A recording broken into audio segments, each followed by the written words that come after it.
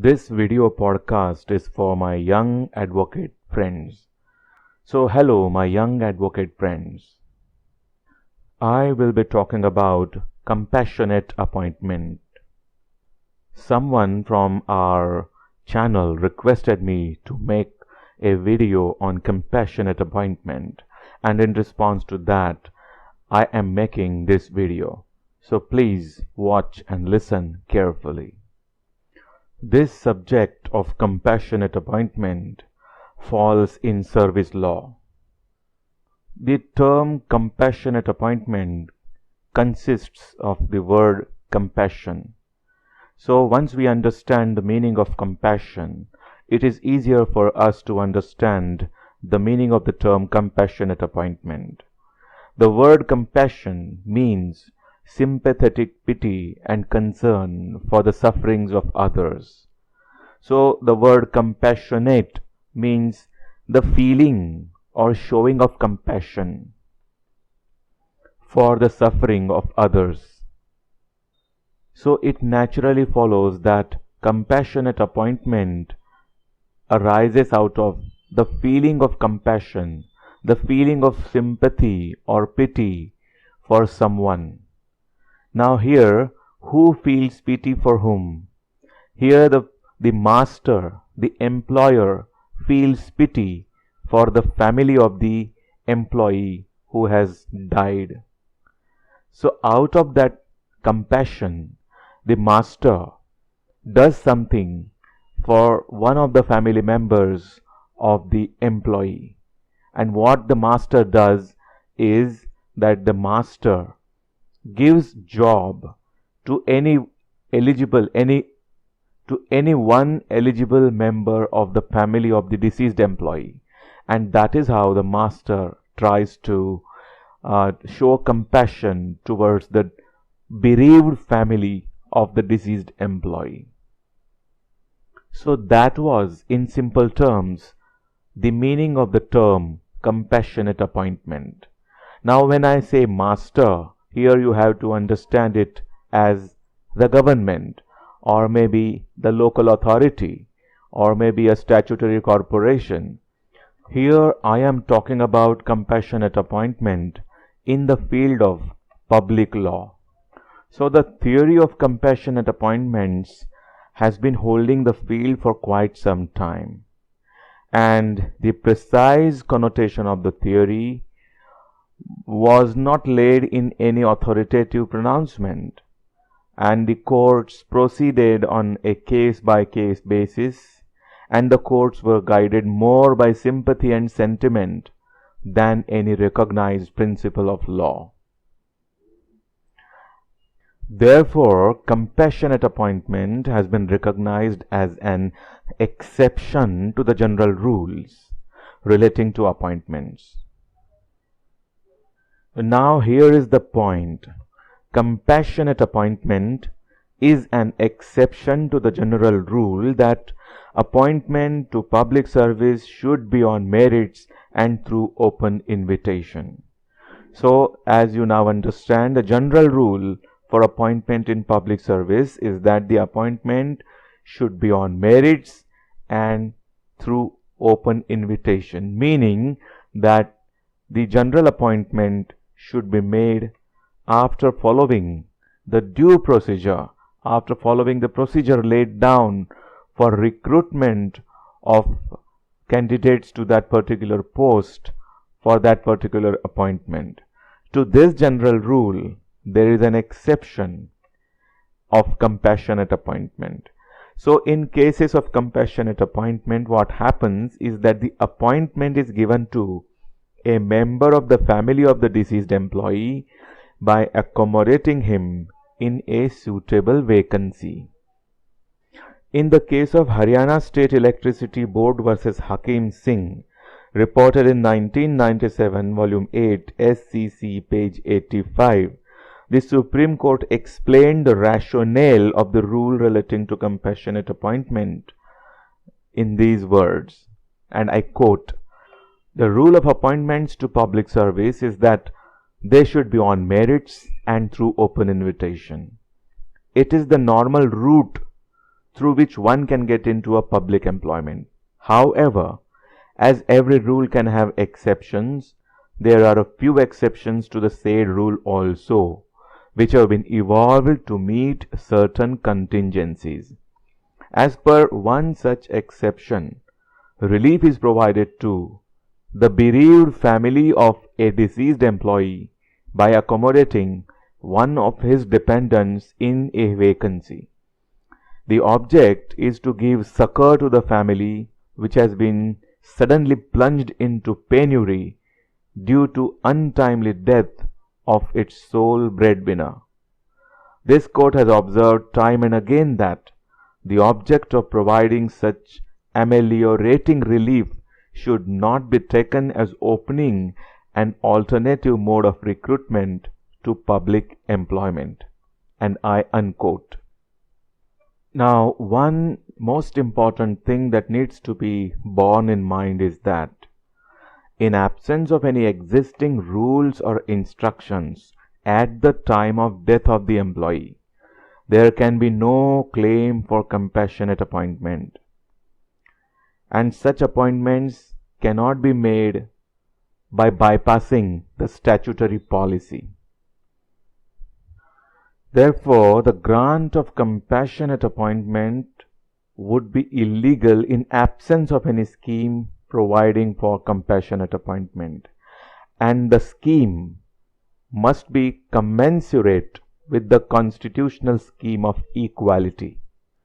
And also note that an employer cannot be compelled to make compassionate appointment contrary to its policy, because this kind of appointment is basically a matter of policy, and therefore it is competent for the state to take a policy decision not to continue with the scheme for compassionate appointment. So, in short, compassionate appointment must be in consonance with the constitutional scheme of equality, which is enshrined in Articles 14 and 16 of the Constitution of India. In the case of V. Sivamurthy, the Supreme Court held that the principle of grant of compassionate appointment is not confined to the consequences arising out of death only. Compassionate appointment of dependents of a medically invalidated serving government employee was held to be permissible. The court reasoned that the problems of a family whose member is medically incapacitated are in some cases more critical than those in the case of a death of a government servant, although the court has cautioned that the safeguard should be taken to ensure that compassionate appointment is given in deserving cases only, where government servant becomes medically invalidated and becomes a burden on the family. The purpose of providing appointment on compassionate grounds is to mitigate the hardship due to death of the bread earner in the family, and therefore such appointment should be provided immediately to redeem the family in distress. This was said by the Supreme Court in Sushma Gosen's case, that is reported in 1989 Volume 4 SLR 327. The court further observed that it was improper to keep such cases pending for years, and that if there was no suitable post for appointment, a supernumerary post should be created to accommodate the applicant. But at the same time, it was also pointed out that this is neither a vested right which can be exercised at any time, even after the crisis created by the death is over. And also, this is not a hereditary right, and this cannot be bequeathed. So, having regard to the object of providing compassionate appointment, the claim for such appointment cannot be kept alive forever. Even the possession of relevant qualification does not create any vested right to get appointed to a post specified by the scheme. The right of the applicant is limited to get preferential treatment subject to the discretion of the employer, and a person not regularly appointed but who had otherwise put in 3 years as continuous service in regular vacancy in such employment, for example, daily wagers employed in some government body, were not government servants, and therefore his dependents were held to be not entitled to be considered for compassionate appointments. Another important point which the Supreme Court clarified in the case of Director of Education Secondary versus Pushpendra Kumar, reported in 1998, Volume 5, SCC, page 192, is that the purpose of compassionate appointment is exceptional in nature, and therefore there is a need to take care that the application of this principle of compassionate appointment did not interfere with the right of other persons who are eligible to seek employment. So bear in mind that whatever may be the nature of the right, there is no such principle as endless compassion, and the claim of the claimant will stand extinguished once one of the posts applied for is offered and accepted. For example, where the son of the deceased applies for appointment either as a sub-inspector or lower division clerk, and he is offered the post of lower division clerk which he accepts. Now this son cannot after that claim to be appointed as sub-inspector. Also, the dependents of the deceased, if are already gainfully employed, they cannot be considered. And the aspirants of the post for compassionate appointment cannot insist upon for appointment to a particular post, particularly when the post insisted upon is not available. And in cases where there are statutory rules governing the field of eligibility, such appointments on compassionate basis will be disallowed if the eligibility criteria is not satisfied. Depending upon the existing scheme for compassionate appointment created by the government, the principle of compassionate appointment does not appear to be confined to the cases of death only. Persons with physical disability, like total blindness, and persons who have lost their lands by reason of acquisition for a public project, who have become medically unfit, or persons who have become incapacitated, all such cases have been the beneficiaries of judicial compassion. The rules contained in the scheme for compassionate appointment, and which rules permit side door entry, have to be given strict interpretation, and therefore compassionate appointment is permissible only in the case of near relatives like spouse, son or daughter, but not other relatives, and it is permissible against class 3 or class 4 posts and not class 1 and class 2 posts. The compassionate appointment cannot be granted to a grandson of the cousin brother of the deceased employee.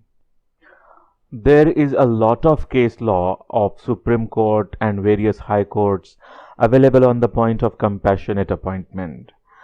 The law relating to compassionate appointment was revisited by the Supreme Court in the case of Jaspal Kaur in 1981 and reported at 2007 volume 9 SCC page 571. The court said that the public office is not heritable and therefore compassionate appointment cannot be claimed as a matter of right. The test of eligibility would be whether the deceased left the family in penury. In that case, an employee of a bank who died in harness in 1999 left behind his widow, twin daughters aged 16 years, and a son aged 8 years. The total income of the family after employee's death was assessed to be rupees 5,855. The widow applied for compassionate appointment in 2000. The view of the competent authority was that the family was not in penurious condition and declined compassionate appointment. And this decision was not interfered with by the Supreme Court. So friends, these are certain basic things about the law relating to compassionate appointment. There is a lot of case law available on the subject, and it is not possible to cover all the case laws in this podcast. I suggest my young advocate friends and whoever is willing to know more about this subject to do research on their own using the Supreme Court cases database or any other good source of case laws available to them and learn more about this subject. So that much for now, and thank you for listening to this video podcast.